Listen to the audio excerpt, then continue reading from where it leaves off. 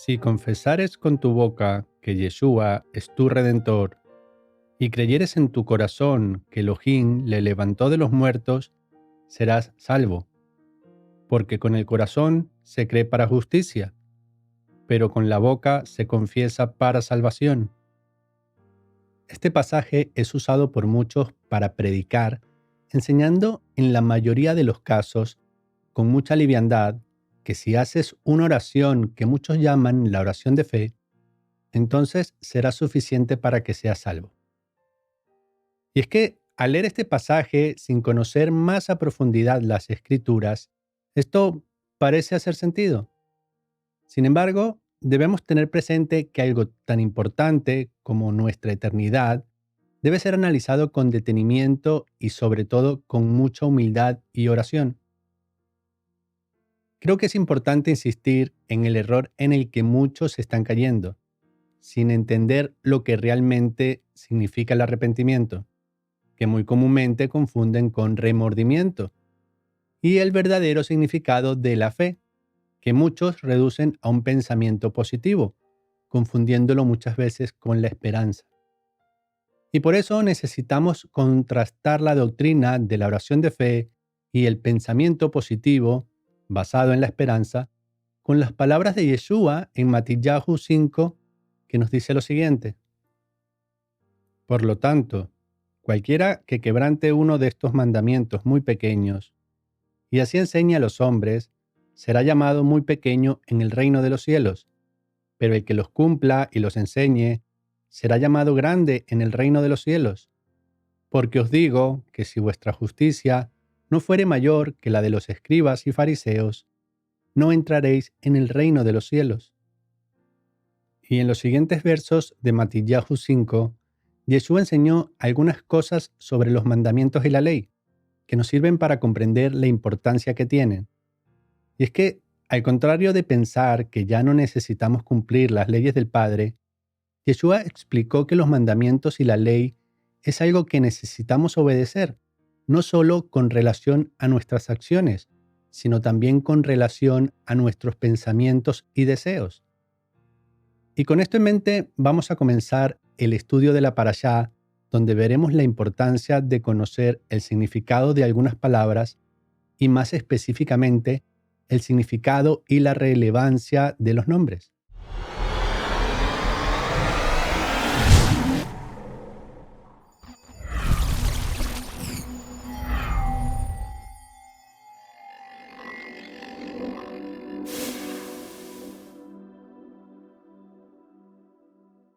Shabbat Shalom y bienvenidos. En esta oportunidad estoy muy animado porque vamos a presentar el estudio de la Parashá semanal que corresponde a la primera porción del libro de Shemot, o Éxodo, que se encuentra desde el inicio del libro hasta el primer verso del capítulo 6. Como muchos ya saben, el nombre de esta Parashá es Shemot, por ser esta la primera porción de este libro. Y la Parashá Shemot podríamos traducirla como la porción nombres. En el libro de Shemot podemos encontrar muchos detalles de los acontecimientos que ocurrieron con el pueblo de Israel en el desierto, después de salir de Egipto hasta llegar a Canaán. Y por esto, en español, este libro ha sido traducido en la mayoría de las versiones bíblicas como el libro del Éxodo. Pero como mencioné hace un momento, el nombre de este libro en hebreo es Shemot, o dicho en español, nombres. Antes de entrar en el texto de la Parashá, quiero explicarles que los nombres, en el contexto bíblico, no solo sirven para identificar fonéticamente a las personas. Tal vez algunos se preguntarán qué quiero decir con esto. Y es que en la cultura occidental, una gran cantidad de personas, que considero que son la gran mayoría, solo asignan nombres a sus hijos por su sonido.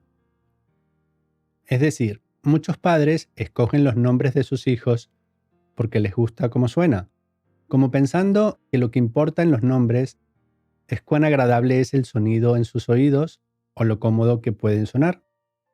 O inclusive algunos ponen nombres a sus hijos por tendencias de modas. Sin embargo, cuando escudriñamos las escrituras, podemos notar que los nombres que se les da a las personas tienen un propósito mayor. Muchos nombres fueron dados por la situación en la que se encontraban los padres, en el transcurso de tiempo entre la concepción de la nueva criatura y su nacimiento. O tal vez porque proféticamente tenía un propósito específico dado por nuestro Creador. Por esto, podemos entender que los nombres deben o deberían reflejar una identidad, esencia o propósito. Y ahora vamos a ver lo que nos dicen los primeros versos de esta parashá. Estos son los nombres de los hijos de Israel, que entraron en Egipto con Jacob. Cada uno entró con su familia: Rubén, Simeón, Leví, Judá, Isaacar, Zabulón, Benjamín, Dan, Neftalí, Gad y Aser. Todas las personas que le nacieron a Jacob fueron 70, y Joseph estaba en Egipto. Cuando leemos Bereshit 29 y 30, nos damos cuenta de que los nombres dados a cada hijo tuvieron una motivación relacionada. Y cuando analizamos todas estas motivaciones en conjunto, podemos ver un mensaje bien interesante. Y para esto vamos a volver a leer el pasaje anterior, pero esta vez con sus significados. Estos son los nombres de los hijos de Israel, que entraron en Egipto con Jacob.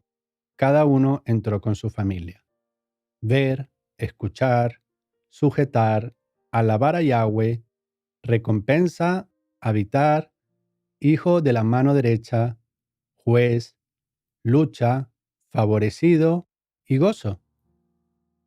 Aunque las Escrituras no mencionan que estos nombres fueron dados para aplicarlos a nuestras vidas, podemos notar cómo estos nombres tienen mucho que ver con cada discípulo de Yeshua.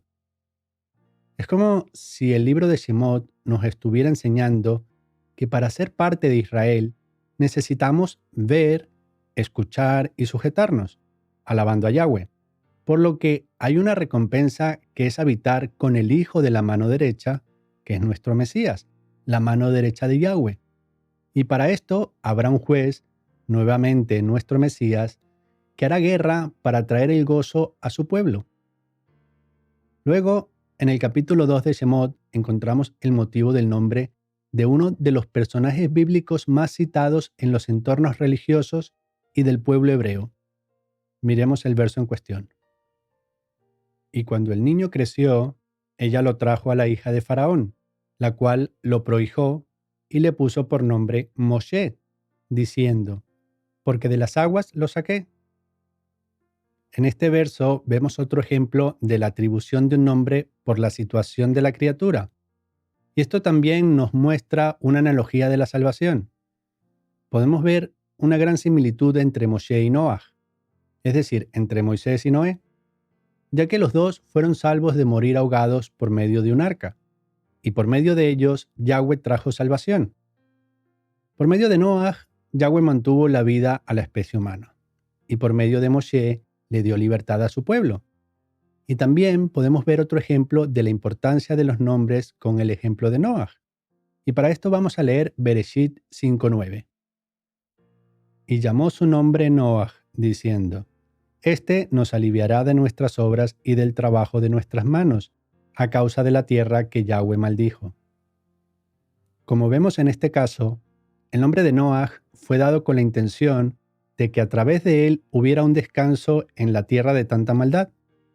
Y cuando buscamos la traducción de la palabra Noah, podemos ver que justamente significa reposo, lo que es una muestra más de la relevancia de los nombres con relación a la persona que lo tiene. Podríamos pensar que los nombres condicionan las vidas de las personas, aun cuando no necesariamente al 100% ni en todos los casos.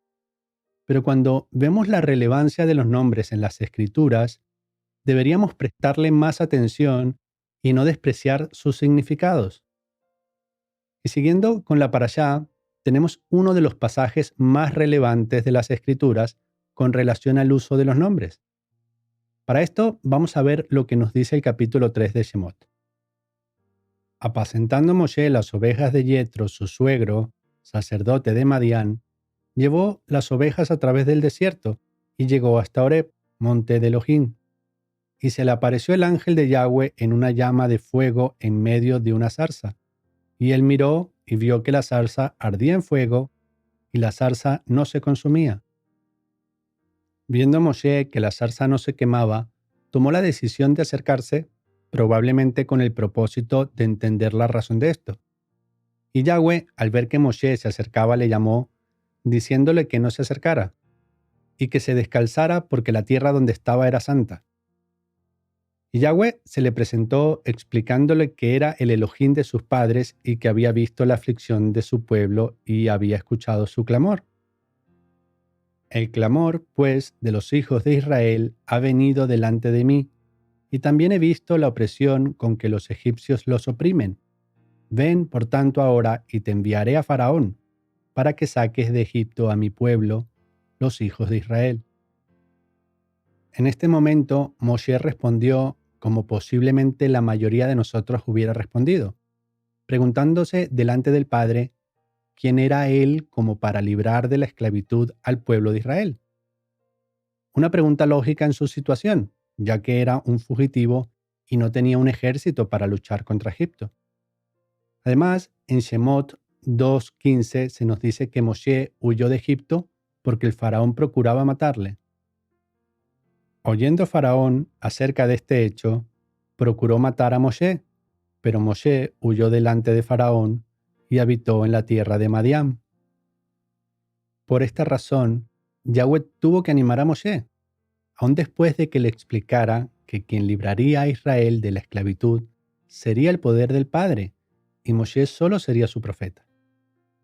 Después de esto, dijo Moshe a Elohim, «He aquí que llego yo a los hijos de Israel y les digo, el Elohim de vuestros padres me ha enviado a vosotros. Si ellos me preguntaren, ¿cuál es su nombre?, ¿qué les responderé?». Y es aquí, en los siguientes versos, donde tenemos el pasaje más relevante sobre un nombre. Continuemos leyendo. Y respondió Elohim a Moshe, «Yo soy el que soy». Y dijo, «Así dirás a los hijos de Israel, yo soy, me envió a vosotros». Además dijo Elohim a Moshe, «Así dirás a los hijos de Israel, Yahweh, el Elohim de vuestros padres, el Elohim de Abraham, Elohim de Isaac y Elohim de Jacob, me ha enviado a vosotros. Este es mi nombre para siempre. Con él se me recordará por todos los siglos. Ve y reúne a los ancianos de Israel y diles, Yahweh, el Elohim de vuestros padres, el Elohim de Abraham, de Isaac y de Jacob, se me apareció diciendo, en verdad os he visitado y he visto lo que se os hace en Egipto. Muchos reconocen que nuestro Padre Celestial tiene grandes atributos. Por ejemplo, Él es nuestro Señor, nuestro Padre, nuestro Creador, es omnipotente, omnipresente y omnisapiente, entre muchas otras cualidades. Sin embargo, en este pasaje se nos enseña que nuestro Creador quiere que le demos prioridad al atributo de su existencia, la cual no depende de nada ni de nadie. Más bien, por el contrario, todo lo demás depende de Él. Y con este propósito le declaró a Moshe que su nombre es Yahweh. Muchos creen que su pronunciación es diferente debido a que el hebreo no tiene letras específicas para las vocales. Y en la actualidad utilizan un sistema de puntos llamados nekudot o nikudot. Pero estos puntos no eran utilizados en la antigüedad y fueron añadidos en algunos escritos posteriores, los cuales necesitan ser analizados para entender cómo y por qué fueron añadidos estos puntos. Para entender mejor por qué utilizo el nombre Yahweh para referirme a nuestro Creador, puedes ver el estudio Los nombres apartados y el estudio sobre la pronunciación Jehová. En estos estudios podrás entender con más detalle por qué no usamos o utilizamos muy poco muchos de los términos que utilizan los cristianos y los judíos, debido a que muchas veces son usados como sustitutos del nombre que Yahweh estableció para sí mismo, más que un uso válido en algunos casos para definir una cualidad de nuestro Creador. Y es que, por mencionar dos de los títulos mayormente usados por el cristianismo, como lo son Dios y Señor, también han sido usados por culturas paganas, siendo que no son exclusivos para nuestro Elohim. Luego tenemos también el ejemplo del pueblo judío. que en la actualidad usan la expresión Hashem, la cual en español sería lo mismo que decir el nombre. Y esto lo hacen con el propósito de no usar el nombre de Yahweh en vano. Sin embargo, esto es un argumento completamente equivocado, porque de esta manera no están cumpliendo realmente el mandamiento, siendo que el mandamiento no dice que no usemos su nombre, sino que no sea en vano, lo que nos revela que debemos usarlo con respeto y con el propósito correcto, pero en ningún caso sustituirlo, porque de esta manera, ¿cómo podríamos exaltar su nombre? Y para ver otros ejemplos de la importancia del nombre de Yahweh, podríamos citar la mayoría de los salmos, donde, a excepción de unos pocos, la gran mayoría hace referencia al nombre santo de nuestro Padre Celestial. Vamos a ver algunos de ellos. Te alabaré, oh Yahweh, con todo mi corazón. Contaré todas tus maravillas. Me alegraré y me regocijaré en ti. Cantaré a tu nombre, oh Altísimo. Yahweh permanecerá para siempre. Ha dispuesto su trono para juicio. Yahweh será refugio del pobre, refugio para el tiempo de angustia. En ti confiarán los que conocen tu nombre, por cuanto tú, oh Yahweh, no desamparaste a los que te buscaron. Cantad a Yahweh, que habita en Sión, publicad entre los pueblos sus obras. Porque tú, oh Elohim, has oído mis votos, me has dado la heredad de los que temen tu nombre. Cantaré tu nombre para siempre, pagando mis votos cada día. Y así como el nombre de nuestro Elohim es citado a lo largo de las Escrituras, mostrándonos la importancia de recordarlo y pronunciarlo para darle la gloria, también debemos reconocer el nombre correcto de nuestro Mesías y Redentor, debido a su importancia, como podemos percibir al leer Yohanan 14, versos del 12 al 14. De cierto os digo, el que en mí cree, las obras que yo hago, él las hará también, y aún mayores hará, porque yo voy al Padre. Y todo lo que pidiereis al Padre en mi nombre, lo haré, para que el Padre sea glorificado en el Hijo. Si algo pidiereis en mi nombre, yo lo haré. En este pasaje podemos ver la importancia de que oremos a Yahweh en el nombre de su Hijo. Y aunque el pasaje parece ser muy claro, debemos asegurarnos de entender bien cómo debemos aplicar esto a nuestras oraciones.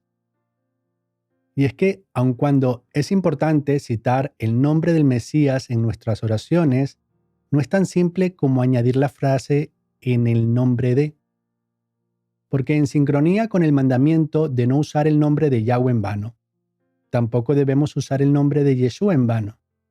Es decir, no debemos usarlo si no estamos honrando lo que hizo por nosotros. Debemos tener el debido respeto al usarlo y darle el valor que tiene en función de quién Él es, recordando el sacrificio que hizo por nosotros. Y un aspecto importante, al igual que el mencionado anteriormente con el nombre de Yahweh, es su significado. Y esto es importante mencionarlo porque tristemente muchos cristianos orgullosos creen que no es necesario corregir el nombre que erróneamente han usado desde que conocen el Evangelio.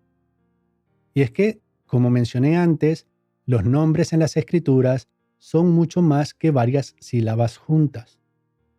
Los nombres tienen un significado y muchas veces tienen también un propósito. Miremos lo que nos dice la Escritura en Matillahu 1:21. Y dará a luz un hijo, y llamarás su nombre Yeshua, porque él salvará a su pueblo de sus pecados. En el pasado, he escuchado muchas prédicas y algunas de ellas tenían bastante sentido, y otras podían ser fácilmente reconocidas como herejías. Pero algo que escuché unas pocas veces era la crítica de algunas personas, a los que usamos algunas palabras en hebreo. Y debo decir que aunque no estuve de acuerdo con el mensaje, hubo algo que me hizo reflexionar. Y es que, así como escuché en el mensaje, muchos de los que utilizan palabras en hebreo pueden creer que son más santos y por ende más especiales, por el simple hecho de utilizar palabras en hebreo. Por lo que me parece buena la oportunidad para aclarar que este sentir es incorrecto, porque pensar así es como si pensáramos que nuestras palabras pueden servir como alguna especie de conjuro. Sin embargo, esto no significa que debamos ignorar el hebreo, en el cual existen palabras con significados que no tienen otros idiomas. Porque hay palabras en las escrituras que antes de ser traducidas son transliteradas, perdiendo su significado, y a veces no hay palabras adecuadas en otros idiomas para traducirlas correctamente. Y eso mismo sucede con el nombre de nuestro Mesías, que muchos llaman como Jesús. Y es que si le preguntamos a las personas qué significa el nombre Jesús, muchas de ellas no pueden contestar. Y es que si la palabra Jesús significara realmente Salvador, ¿por qué tanta gente no lo sabe? ¿O por qué no usan el nombre Salvador, no como un título, sino como su nombre, sustituyendo al de Jesús? Quiero aprovechar que estoy hablando sobre el nombre de nuestro Mesías para recomendarte nuestro estudio llamado La inmersión solo en el nombre de Yeshua. Realmente, cuando usamos un nombre incorrecto por ignorancia, aun no siendo algo bueno, Yahweh tiene misericordia de nosotros. Pero, ¿por qué no usarlo cuando ya lo conocemos? ¿No es eso orgullo?